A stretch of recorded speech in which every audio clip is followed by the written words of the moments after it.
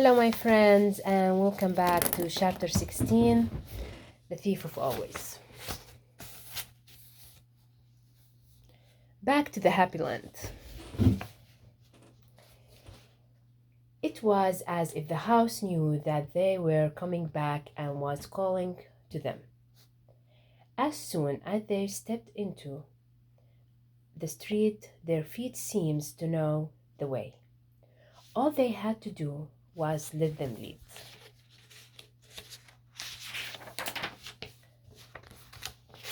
What to do when we get there? Wendell wanted to know. I mean, we only just escaped with our lives last time. Miss Griffin will help us, Harvey said.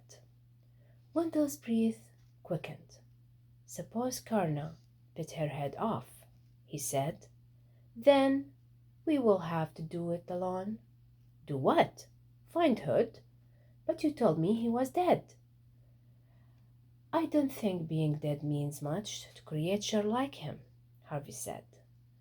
He is in the house somewhere, Wendell, and we have to hunt him down, whether we like it or not.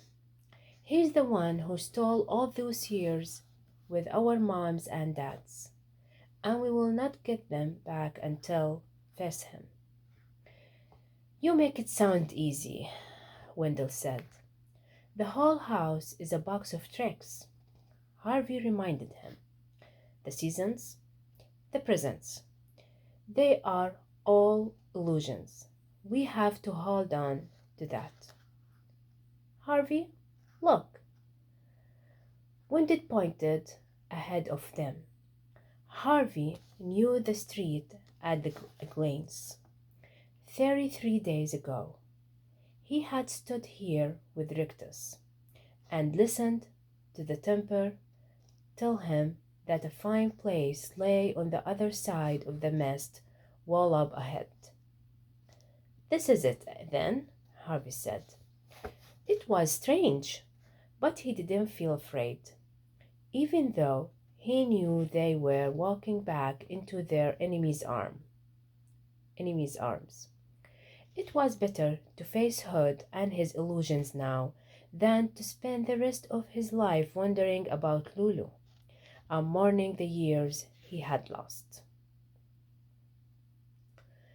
Are you ready? He asked Wendell.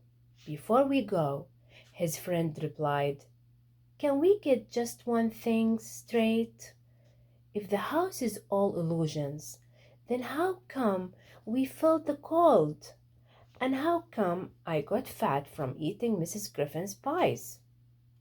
And I don't know, Harvey cut in, doubt running a cold finger up his spine.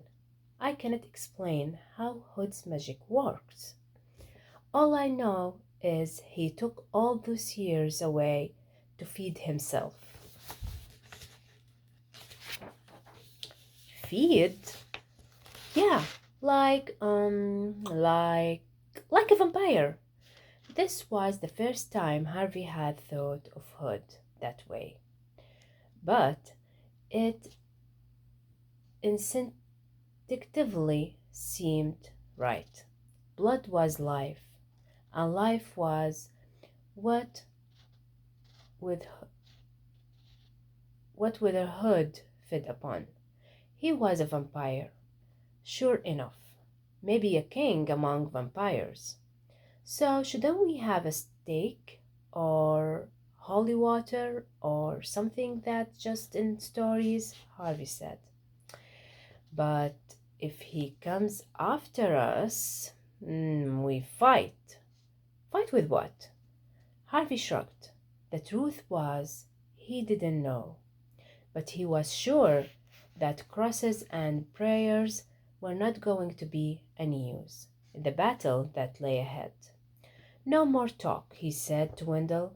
If you don't want to come, then don't. I didn't say that. Good, said Harvey, and started toward the mist. Wendell followed on his heels, and just as Harvey stepped into the wall, he snatched hold of his friend's sleeve so that they entered as they had excited together. The mist closed around them like a waterlogged blanket, pressing so hard against their faces. Harvey, half through it, intended to, to smother them, but it only wished to keep them from changing their minds. A moment later, a tremor moved through its folds and spat them out the other side. It was high summer in Hood's kingdom, the lazy season. The sun, which had been hidden by rain clouds on the other side of the mist, was beaming down on the house and all that prospered around it.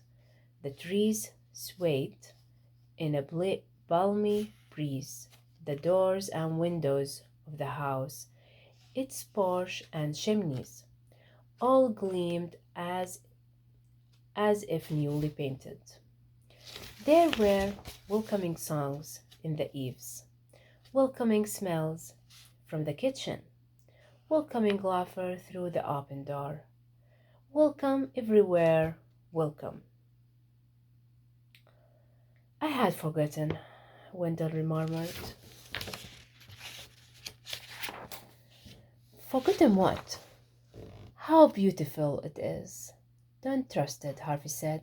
It's all illusions. Remember? All of it. Wendell didn't reply, but wandered away toward the trees. The honeyed breeze gusted around him, as if to pluck him up. He didn't resist, but went where it led, into the dappled shade. Wendell, Harvey said, following him across the lawn. We have got to stick together.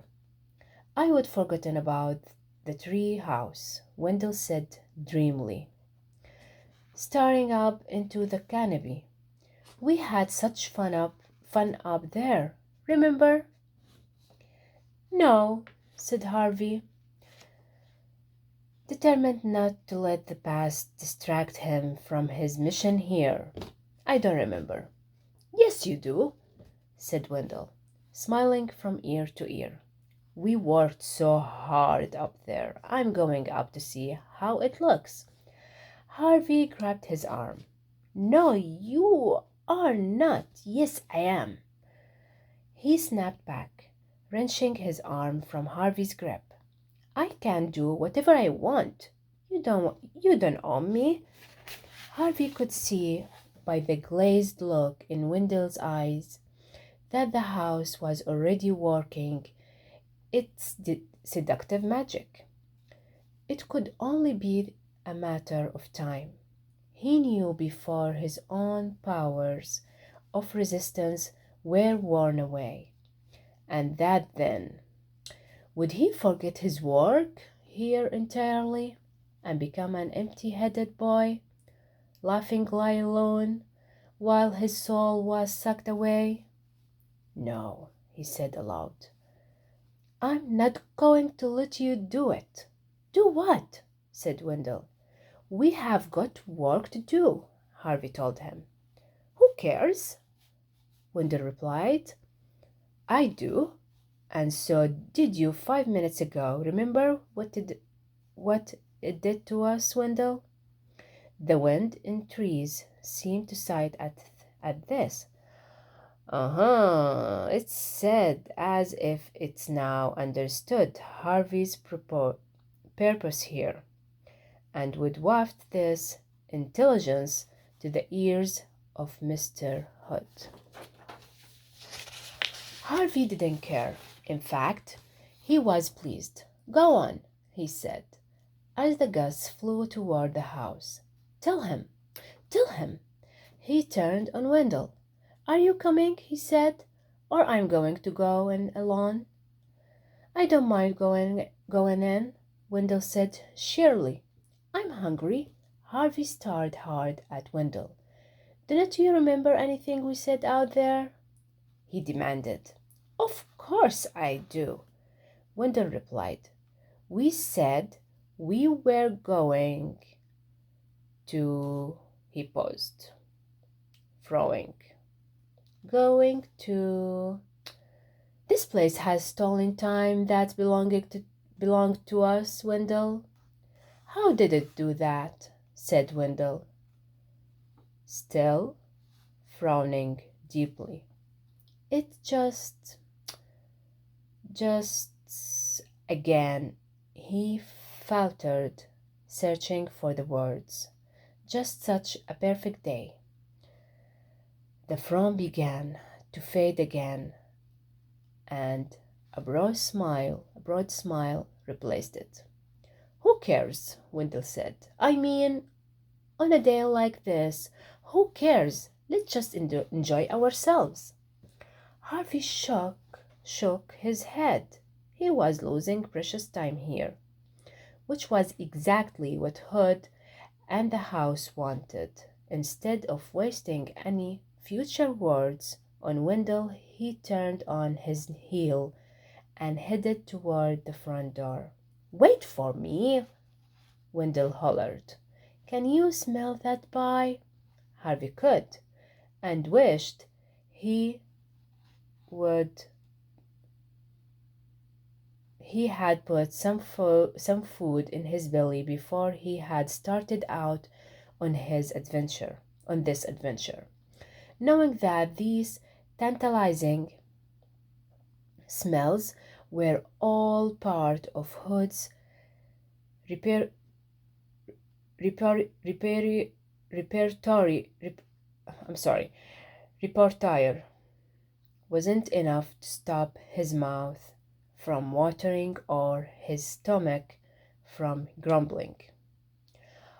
All he could do was think of the dust to which his ark animals had turned. When he had stepped out into the street, the pie on the kitchen table was probably made of the same bitter stuff, concealed beneath a veneer of sweetness. He held on to that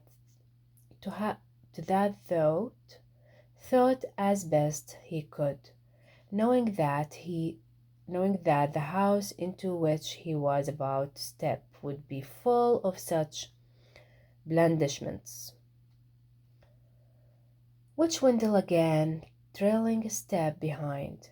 He climbed the porch steps and marched into the house.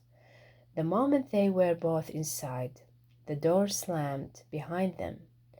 Harvey reeled around, his skin crawling. It was not the wind that had thrown the door shut. It was Rictus. Looking forward for chapter 17.